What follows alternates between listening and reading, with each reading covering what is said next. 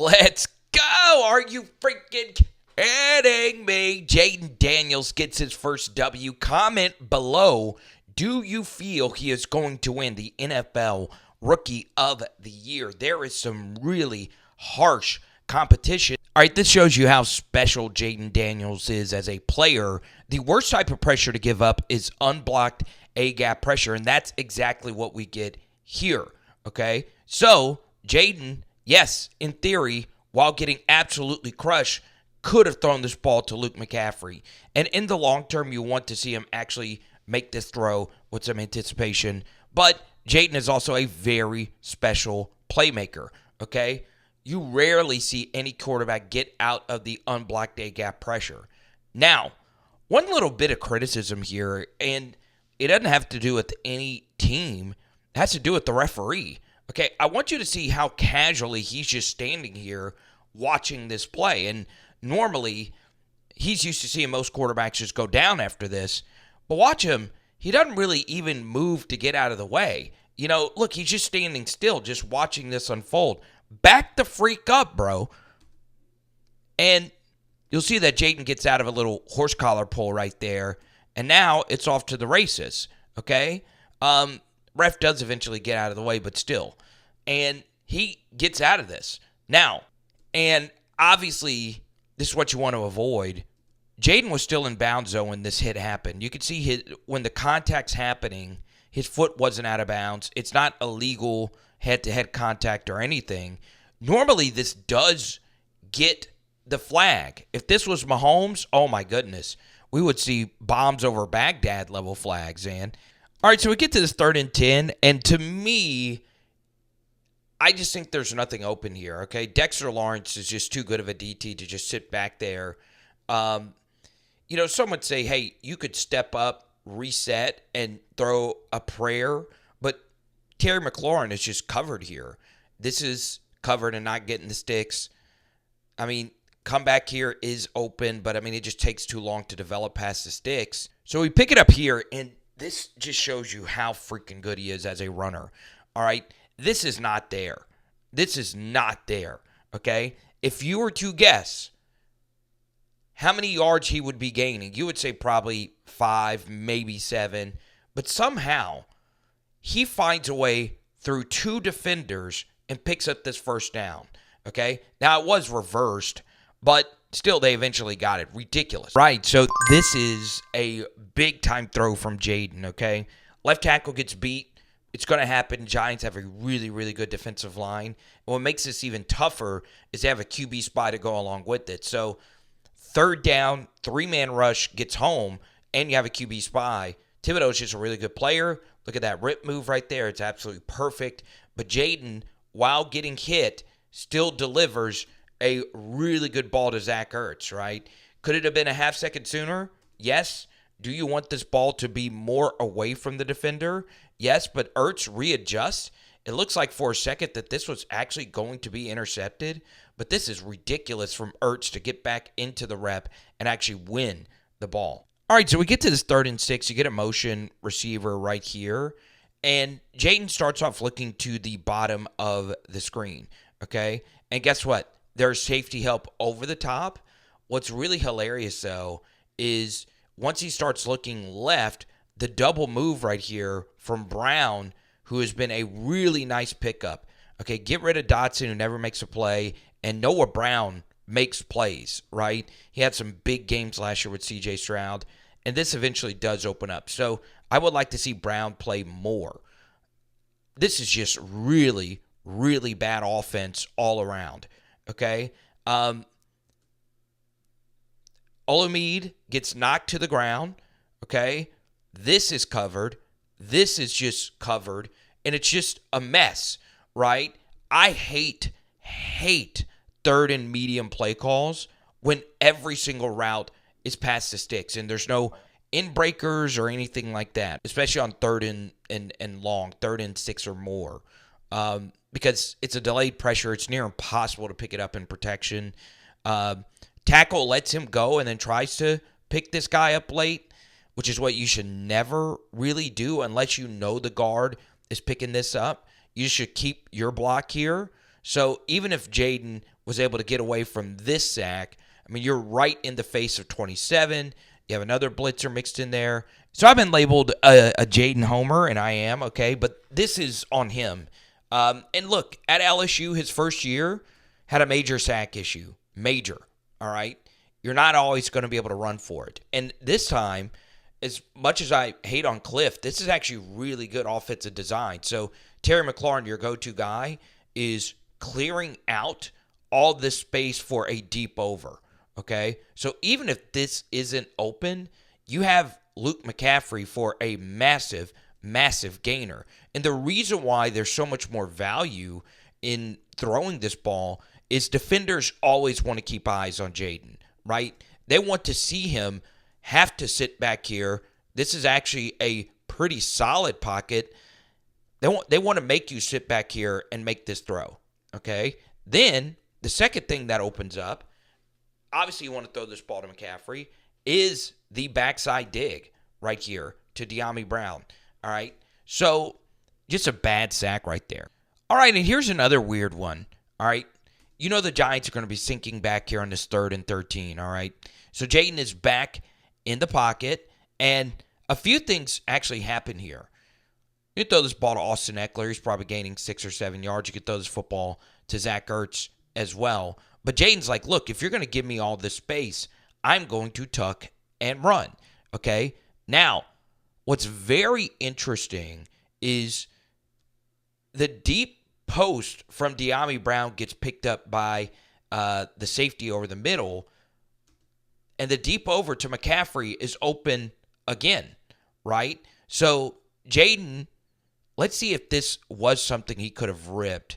I mean, in this situation, you're thinking that the deep middle actually, pre-snap, it looks like some variation of too high. So you're thinking that this safety is going to pick up the post, but that's not what happens. It's really hard to see this through, though. It's hard to actually think that this is going to be open, but it was, okay? But this is the major benefit of having Jayden Daniels as your quarterback, because he could do these unfreaking believable things with the ball. You think you have him, you don't. He's always able to slither through for a few extra yards, and this is why you want him to really throw that ball to McCaffrey. I want you to see this hit, all right? These are the ones that really, really hurt a quarterback. Bang! Helmet right directly smack dab into the rib cage. I know McLaurin has done little in the stat sheet, but I think he's playing just fine, right? Once him and Jayden get more actual in-game chemistry, it's going to get really good. Really, really, really good. Jayden puts that ball right on the money. McLaurin does McLaurin things. And we get to this 3rd and 13. And, well, Austin Ekeler has looked good, okay? It's amazing what a year after an ankle injury can do to you. There was a backer out here on him. Love this design from Cliff. And you get just absolute perfect blocking on the screen. But Ekeler is able to turn on the juice, and he picks up a nice first down, okay? Wow. Really, really well executed. All right, so we've done a deep dive on how the Kansas City Chiefs love this play design, okay? You start off with your tight end blocking, and then he lets him go, and you leak out, right? So the design of this is to throw this, all right? So Jayden should have thrown this ball right here, okay? Now, this is the issue, is Jayden knows he's a better runner than Zach Ertz, so he's like, hey, I'm going to go make a play myself, all right? Sometimes you do just need to run the play, all right? And he gets around Dexter Lawrence, who is as good as any DT in the NFL right now, especially in the NFC, and Jayden is off to the races, and this is where he kills you, man. He has a lot of these runs where he's not really going vertically, but he's going kind of at a 45-degree angle, and it takes you so long to catch up to him. And the good thing you like about this is he doesn't ever really get hit.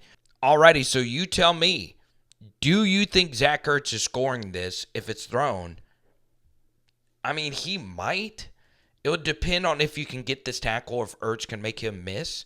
Okay, this is a reason why you draft Jayden Daniels, y'all. And I saw this unfold during my time at LSU. Everything is so much easier just by his sheer existence on the field. Okay? So you see here, the Giants are bringing a ton of pressure from so many different angles, right? They're tired of Jayden just running around all over them. He's just able to buy so much time, okay? And even if you think you're not going to give up a deep run, right? Look at all this space for B-Rob, and then look at all this space for Zach Ertz, all right? He just widens the football field. You have to guard every single blade of grass when Jayden Daniels is on the field. We get to hear this is just vintage Zach Ertz, okay? I know he's not the athlete in the family, but this is just ridiculous. Giants have the screen here just eaten up. It can also be run as a fake screen, a little leak from Zach Ertz, and Jayden says, look, I'm going to trust Zach to make the play, even though he's covered here. And look at this ball location, but look at this catch. I mean, that is ridiculous.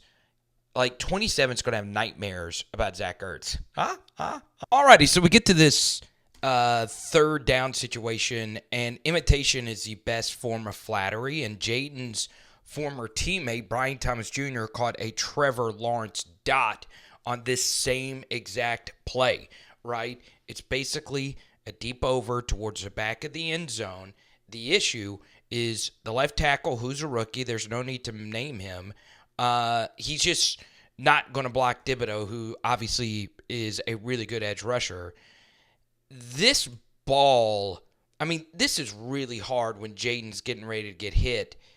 And the ball is lofted just a little bit. For this throw to be completed versus, these overhangs that are so good at dropping back into coverage, this ball does need to be more on the line because you got to get it up and down, and then you also got to give your receiver room to get both of the feet in bounds. That's actually still good ball location, but, because Jayden got hit, he couldn't really zip this thing in here. Jayden would tell you he would like to actually make this throw. It's really difficult with the guy right in your face, but I think if the pocket was clean, this is probably a tutty. All right, so let's move ahead here. This is Jayden doing some really freaking special things, okay? He sees his safety creep down into the box. This essentially becomes man coverage here. Jayden throws, you could see when he's actually ripping this, the receiver is not even, he's just now breaking to the outside. So this is really good anticipation. This is good pocket quarterbacking. You saw a lot of this from Jayden in the preseason. Lead him directly out of bounds, right at the stick. All right, I'm telling you, if you actually go back and watch these Texans games from last year, Brown made plays. I understand he was in an offense with C.J. Stroud, Nico Collins, but the dude is just solid, man. So Jayden thinks about ripping this ball to Zach Ertz, okay? This actually is really good offense just across the way. I love the pre-snap motion. And look, I'm no play caller at all, but it's always good when you see multiple things open, all right? Once again, if you play Jayden Daniels, you want to have a lot of eyes in the backfield, okay? So when that happens, you have to make them pay through the air, okay? Got a big gainer right here to McCaffrey. It's not a big gainer, but you get what I'm saying, okay? But Jayden decides to work to this right side of the formation. He pumps like he's throwing the Zach Ertz. Very good decision. And then he works to the backside inbreaker here with Brown, okay? And, man, this is really freaking good, okay? Now, here's the thing. You would like this ball location to be a little better because if you do hit him in the chest right here, he could still be running. Also, you can see here on this, he drifts backwards, right?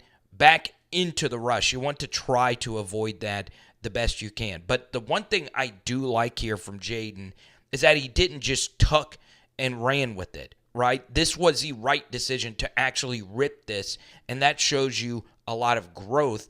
And once again, if you hit him and he's able to keep his feet, all right, or you can make a case Brown didn't even need to jump for this.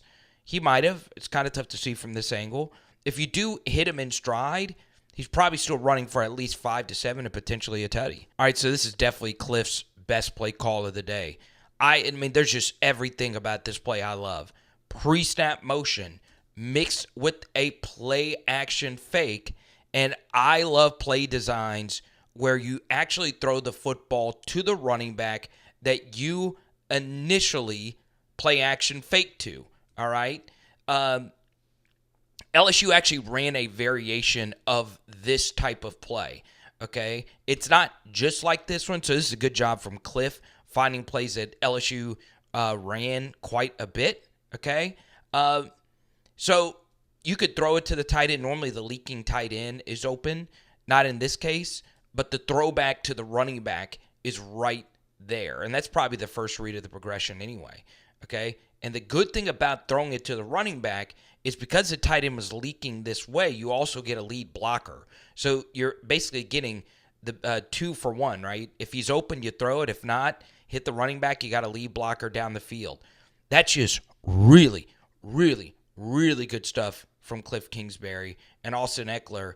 I don't know what he was trying to do there, but All right, so we get to here, 21-27, 184 yards. So as you can see, a very efficient but not really explosive pass game from Jayden. You know, you get the football after the Giants couldn't complete a fourth down, and, well, the Commanders get a really big break. First thing is you get really good pass protection here across the way. And Jayden is able to sit in a very good pocket and find Noah Brown over the middle. Not showing you the all-22, but, God, the Giants were sunk so far back in a very conservative alignment. And when you're that far back, guess what? The Commanders are basically almost in field goal range after just one throw. Let's freaking go. So I hope you enjoyed this today. We still have two more plays to break down, but I also want to mix in my overall thoughts on Jayden's performance. I love this play call from Cliff. B-Rob had been killing him all game, so you show pullers running to the left, but you actually get a 2-on-2 situation to the right side. Too many coaches run on first down in the situation to run clock and make the Giants burn timeouts. That's just excellent play calling. And then on the next play, you'll see Jayden pull it on a zone read pull. Now, let's talk about the Commanders. Obviously, this is not a fully healthy offense, and the Giants are definitely one of the worst teams in the NFL. And there was a lot that we saw from Jayden where there were throws left on the field. He took a lot of hits that a lot of people are concerned about, but Jayden has been one of the more durable quarterbacks in high school or college throughout his career. So he's a tough son of a gun, but you do want to see the hits limited and a few more of these big-time throws completed. But, man, there's extra bonuses in not actually ripping all the throws is that when Jayden runs, he doesn't turn the football over, right? He is very good with the football, and you're able to win a lot of ugly games if you're not losing turnovers. So, yes, you need to convert some of these touchdowns, but in only a second game, I mean, it looks as if the Chicago Bears are regretting their decision. Why would you bet? I'm just kidding. It is too early to tell, but I have long been on Jayden being one of the best rookie quarterback prospects that we've had. I really do think he's going to be very good. And yes, I'm severely biased as a massive, massive Jayden fan, but it is what it is at this point. Now, we haven't talked a whole lot about Ekeler and B-Rob, who have both been very good so far this season. And I mean, as efficient as any running backs in all the NFL. Now, some of that is the matchups, but I want you to take a look at this from Ryan J. Heath, a very good fantasy analyst for Fantasy Points Data. Like, it is crazy how good both of them have been, and there is a very long Twitter thread on Power Hour LSU that shows that Jayden did the same thing to LSU's running backs. So I highly recommend you check out the Twitter thread. I'll link it down below, and follow me on my main account at Carter the Power. But my guy got his first of many W's, and he's only going to keep getting better and better and better. Let's freaking go. It is Power Hour NFL. Boom. And tonight, we're doing pizza. Let's go.